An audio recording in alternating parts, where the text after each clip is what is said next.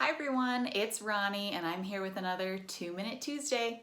Did you know that when you're in Plan to Eat, once you've added recipes to your account, you can scale these recipes to fit the exact number of people that you're going to be feeding? You can scale your recipes from both the recipe book and the planner. When you scale your recipes in the recipe book, you are setting the scale for that recipe for all of the future times that you will then plan that recipe.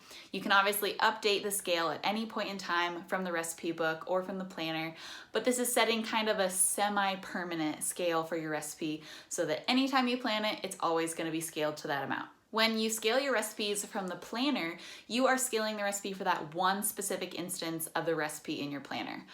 And so once you add the recipe to your planner, you can then adjust the serving size, and then the ingredients on your shopping list will automatically be updated based on what you have changed the scale of your recipe to. Wherever you update the serving size of your recipes, the shopping list will always reflect the updated amount for each of the items in that recipe. So whether you're feeding a large group of people or only yourself, you can scale a recipe up or down, and the shopping list will automatically adjust so you're always buying the exact amount of food that you need.